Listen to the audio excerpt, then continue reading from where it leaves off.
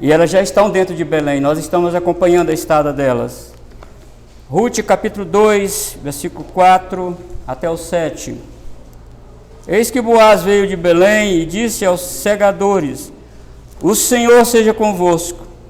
Responderam-lhe eles: o Senhor te abençoe. Depois perguntou Boaz ao servo encarregado dos segadores: de quem é essa moça? Respondeu-lhe o servo: esta é a moça moabita que veio com Noemi da terra de Moabe. Disse-me ela: deixa-me rebuscar espigas e ajuntá-las entre as gavelas após os segadores. Assim ela veio. Desde pela manhã até agora está aqui, menos um pouco que esteve na choça. Meus amados irmãos, o livro de Ruth mostra duas coisas aqui para nós, para todos os filhos de Deus. A primeira, Deus se move por caminhos misteriosos. Às vezes não conseguimos, irmãos, entender os caminhos que Deus se move. E parece que nós estamos enveredando por um caminho sozinho, né? E às vezes achamos isso. Porque, irmãos, nem sempre nós vamos entender todos os contornos da nossa vida. Talvez seja uma doença, talvez seja um problema de desemprego, e às vezes nós falamos: Deus está muito longe de mim. Parece que Deus não está comigo. Esse é um caminho misterioso que Deus está atuando na nossa vida, ao nosso lado. E a segunda coisa que o livro de Ruth também nos mostra é que o cuidado de Deus por nós não é necessariamente preventivo. Necessariamente não é preventivo. Nós não estamos dentro de uma bolha, irmãos, de proteção. Passamos por percalço, adoecemos gravemente, passamos por sérias dificuldades. E não é por isso que Deus está longe de nós. Não é quando estas coisas acontecem que Deus está longe de nós. O falso evangelho diz isso. O falso evangelho diz que Deus tem que estar perto de você e te livrando de todos os percalços e de todos os infortúnios que possam te acometer. Mas o verdadeiro evangelho não. Deus se move, irmão, nessas áreas da nossa vida e a gente não vai entender. E nós vamos, ao todo o livro de Ruth, nós vamos ver que a gente não precisa entender. A gente precisa crer que existe um comando no céu na nossa vida. E mais ainda, irmãos, o livro de Ruth fala para mim e para você que em nossa vida nada é comum. Nada. Porque tudo que fazemos e tudo que deixamos de fazer tem um significado muito importante. Olhe para a vida de Abraão, olhe para a vida de Isaac, olhe para a vida de Jacó, olhe especificamente para a vida de José. Se José fosse olhar a vida dele, ele disse: olha, Deus dos meus pais me abandonou. Eu estou preso aqui no Egito, fui vendido pelos meus irmãos e eu estou aqui. Mas na verdade não, tudo era significativo. Deus tinha um plano de salvar não só o Egito da fome, mas a própria família do pai dele e dele mesmo. E é assim que Deus age, amados irmãos. Mas voltando aqui para o nosso texto, nós temos que Noemi e Ruth estão na terra prometida. Oh, que bênção está na terra prometida. Mas isso não é tudo. Alguém precisa trabalhar. Alguém precisa colocar alimento na mesa. Há trabalho árduo, há trabalho duro para fazer. E duas mulheres, uma velha e uma mulher bem disposta, nova. E como que Deus vai agir? Como que Deus vai fazer? Amados irmãos, vamos pensar aqui em toda a Escritura Sagrada. Deus prometeu cuidar de nós. E a maneira de Ele cuidar de nós, irmãos, é com o nosso labor, é com a nossa fadiga. Está lá em Gênesis, capítulo 3, do suor do teu rosto comerás o teu pão. E se você se lembra, Paulo escreveu também para a igreja de Tessalonicenses, no capítulo 3, versículo 10, se alguém não quer trabalhar, também não coma. Tinha a necessidade de alimento, mas alguém precisava trabalhar. Essa é a maneira de Deus cuidar do seu povo. Precisa trabalhar duro, dia e noite. Nós estamos, irmãos, do lado de cá dessa história tão bacana, tão boa, tão salutar para nós. E quando nós vamos lá para Mateus, Jesus falando: oh, meus queridos discípulos, vocês não precisam ficar preocupados, porque o vosso Pai Celeste sabe que vocês necessitam. Por que vocês ficam ansiosos, pensando no que vocês vão comer, no que vocês vão vestir e no que vocês vão beber? Olha os pássaros, eles não plantam nada, mas eles comem. Mas a maneira, como que Deus cuida dos pássaros? Olha os pássaros. Agora eles estão dentro dessas árvores aí dormindo, mas antes de amanhecer eles já estão cantando no galho. E a maneira de Deus tratar deles é essa: ele pula lá no chão, dá 3 bicadas e corre de novo do predador e canta de novo e volta lá. É assim que Deus cuida dos pássaros. E você lê o livro de Jó, lá bem no final do livro de Jó, Deus pergunta para Jó: ô Jó, você sabe quem dá comida aos filhotes de leões, Jó? Quem? Você sabe me responder? Aí talvez eu e você falem assim: a mãe dele que caça. Mas não, é Deus. E quem dá a caça para essa mãe pegar? Irmãos, Deus cuida de nós. Deus estava cuidando de Noemi e Ruth, mas elas precisavam fazer aquilo que nós chamamos de responsabilidade humana, dentro da soberania de Deus paralela. Soberania de Deus e responsabilidade humana. E é assim que Deus faz, amados irmãos. Portanto, nesta noite eu quero falar sobre como que Deus conduziu essa moça tão linda, tão diligente, tão determinada para a terra de Moabe. Deus conduz uma estrangeira para os campos do Redentor. Vamos ver aqui, irmão, nesse versículo 4, atenta comigo aí para o versículo 4, as características do Redentor, e você vai ver que há grande similaridade entre Boaz e o nosso Redentor, Cristo Jesus. Atente comigo aí para o verso 4. Eis que Boaz veio de Belém. Tem alguma coisa estranha aí? Não. Eis que Boaz veio de Belém. Não é, irmãos, uma informação solta. Não é. É uma informação muito importante. Ele veio de Belém. Ele é o Redentor. E se você lembrar lá de Miqueias, capítulo 5, versículo 2, está dizendo, diz o seguinte: e tu, Belém Efrata, pequena demais para figurar como grupo de milhares de Judá, de ti sairá o que há de reinar em Israel, e cujas origens são desde os tempos antigos, desde os dias da eternidade. Boaz era o redentor da família de Elimeleque, e Jesus é o redentor dos miseráveis, que era eu e você. É isso, irmão, como que ele conecta isso com Mateus capítulo 2, versículo 1 também, onde diz que Jesus nasceu em Belém. E esse Boaz veio de Belém e entra na própria seara dele, na própria lavoura. E tudo aqui, queridos irmãos, está acontecendo, está obedecendo um plano predeterminado de Deus, como disse o profeta, desde os tempos antigos, desde os dias da eternidade. Entra Boaz e Ruth na linhagem do Redentor. Como isso pode... Eles sabiam disso? Não sabiam. Noemi sabia? Não sabia. Ruth muito menos, ela não sabia. Mas Deus coloca, irmão, Deus conduz os passos. Você lembra no primeiro sermão do capítulo 2 que Ruth sai para trabalhar. E eu imagino ela andando na estrada, roça de um lado e roça de outro. Qual que eu vou entrar aqui? Eu não sei qual seara eu vou entrar aqui, qual lavoura eu vou entrar. E ela, pensando e dando seus passos, ela vê o encarregado e pede permissão. Posso colher aqui? E de quem era a lavoura? Do Redentor da família de Elimeleque. Ela sabia? Não, Deus sabia e Deus guiou. É isso, irmãos, que a gente precisa já ir aprendendo aqui na nossa vida. A gente precisa aprender isso na nossa vida.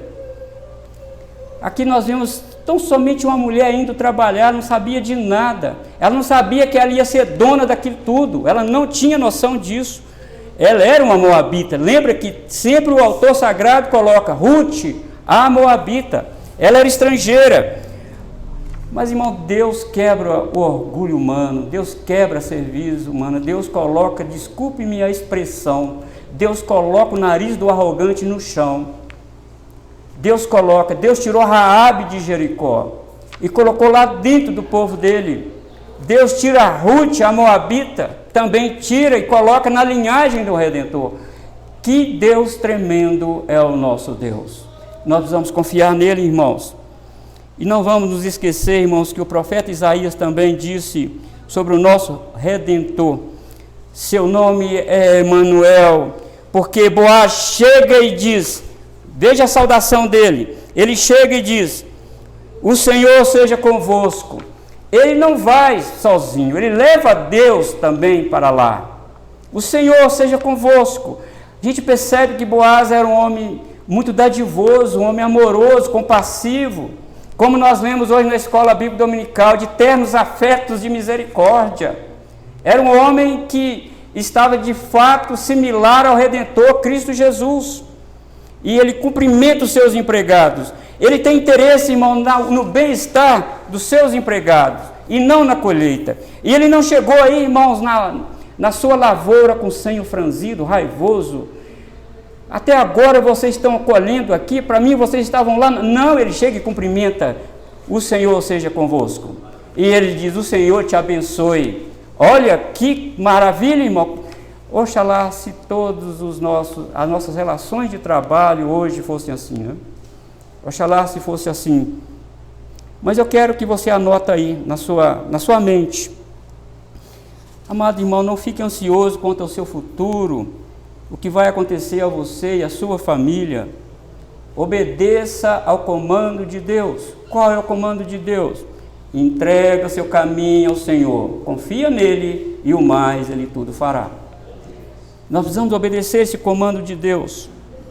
Saiba que o seu presente e futuro estão sob os cuidados de Deus. Nenhum detalhe escapou até agora e nunca escapará. Tudo obedece ao plano de Deus e Ele mesmo cuida dos mínimos detalhes da sua vida e também da sua família. A gente precisa, irmãos, viver a vida de fato crendo nesse Deus que nós cantamos aqui, que Ele é o Criador dos céus e da terra.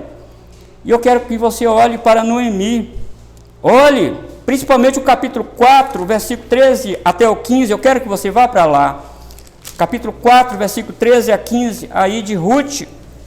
Ela sabia disso, ela sabia que ela ia segurar um bebê, um neto no colo, ela não sabia, mas Deus sabia.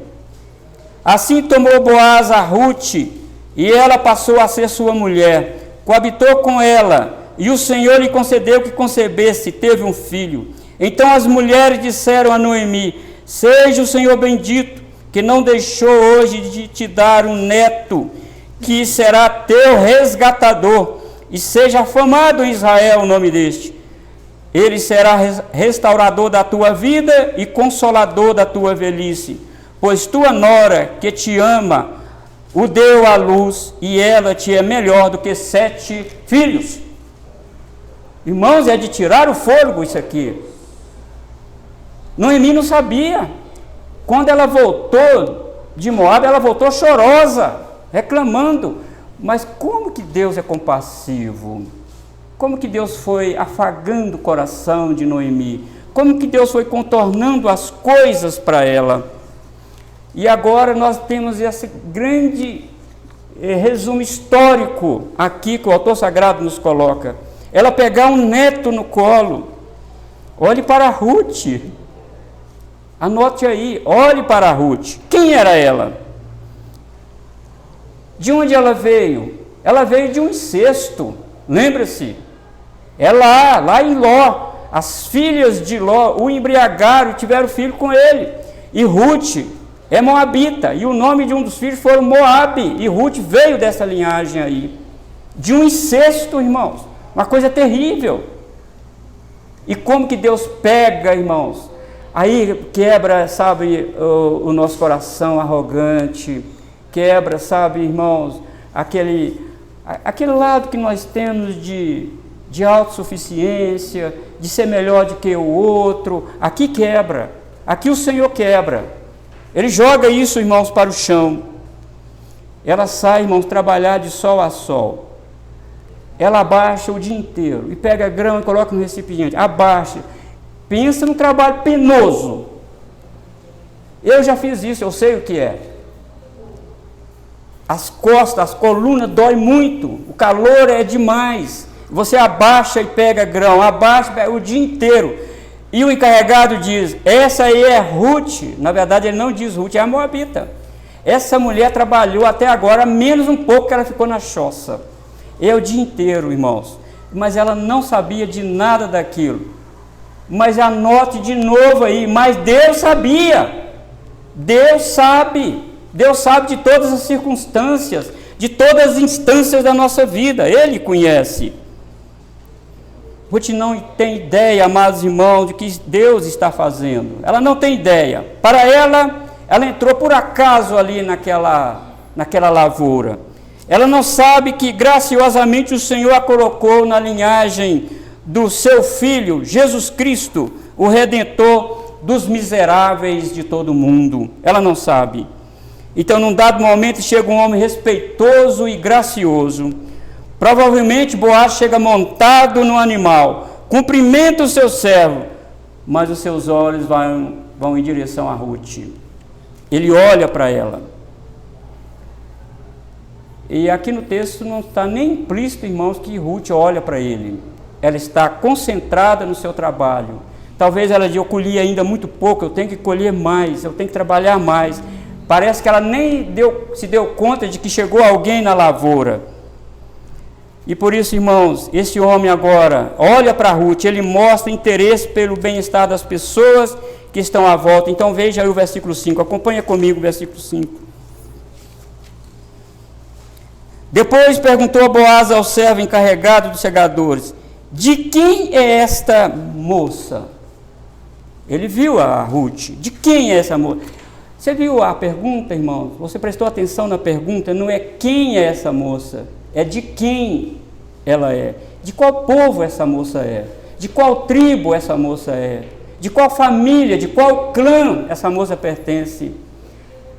E alguns comentaristas dizem que ele perguntou assim porque os moabitas tinham uma maneira diferente de vestir dos israelitas.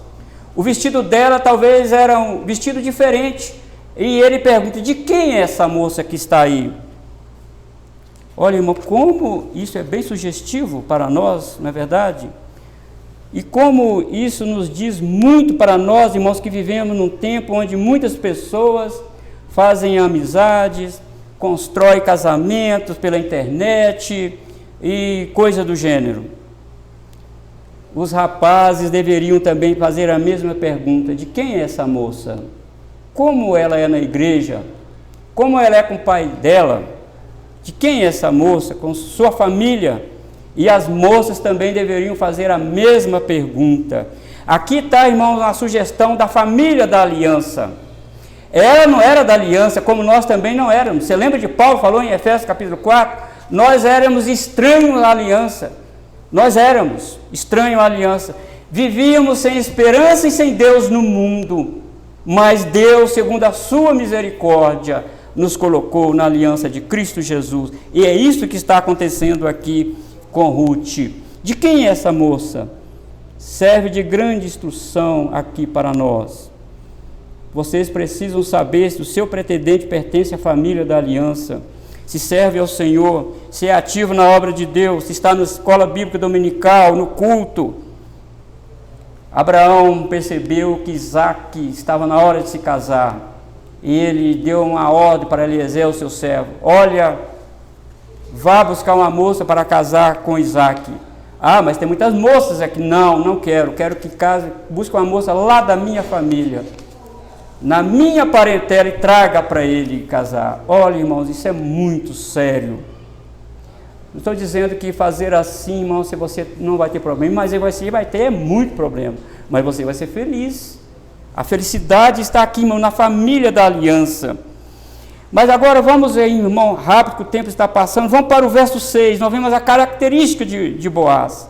Você percebeu que ele era um homem temente a Deus, um homem piedoso, e ele também era um homem que tinha interesse, não na colheita das pessoas, mas nas pessoas.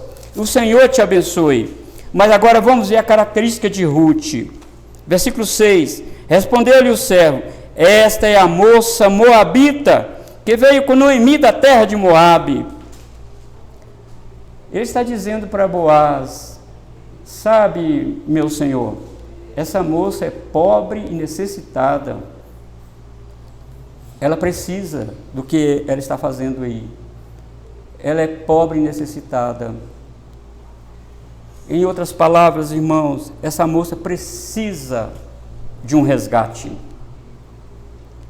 E é isso, amados irmãos, que Deus olhou para nós, pobres, miseráveis, pecadores, longe de Deus, mas o Senhor, mesmo assim, nos resgatou. Ele nos resgatou, irmão, da maldição da lei.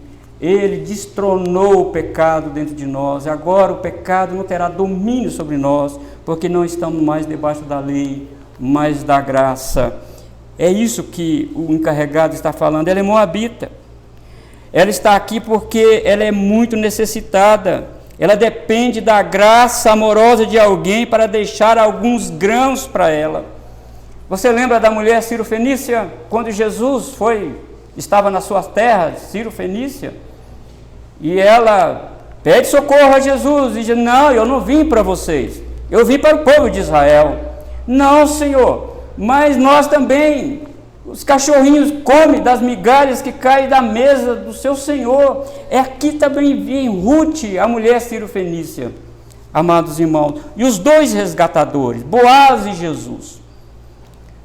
Todas as duas eram mulheres necessitadas, que necessitavam da graça de alguém cumprir a lei de Levítico 19, onde Deus proibiu que os donos da lavoura colhessem tudo, tinham que deixar alguma coisa para os miseráveis e pobres colherem para sobreviver. E ali está Ruth. Oh, meu Senhor, ela é moabita, que veio com Noemi da terra de Moabe, meu Senhor. A essa altura todos já conheciam quem era ela, todos já sabiam de que ela tinha abandonado a sua terra, abandonado o seu Deus, todos ali já sabiam que ela tinha agora abandonado irmãos, pai, tudo por causa do Deus de Israel. Essa é a moça que veio com Noemi, meu Senhor. Queridos irmãos, aqui está a mão invisível de Deus trabalhando ali naquele local, a mão providencial de Deus. Aquela mão que empurrou Ruth para aquela lavoura, é a mesma mão também que empurrou Boaz para ir lá naquele horário, naquele momento que ela estava lá. Pense como que Deus faz, irmãos, como que Deus age, que coisa linda de se ver. Parece que estamos vendo aqui, irmão, nas entrelinhas dessa passagem, o olhar amoroso de Jesus por nós. Como que ele nos olha, irmãos? Como que Jesus nos vê? Boaz olha para Ruth e vê: de quem é essa moça? O seu coração se afeiçoou a ela. De quem é essa moça?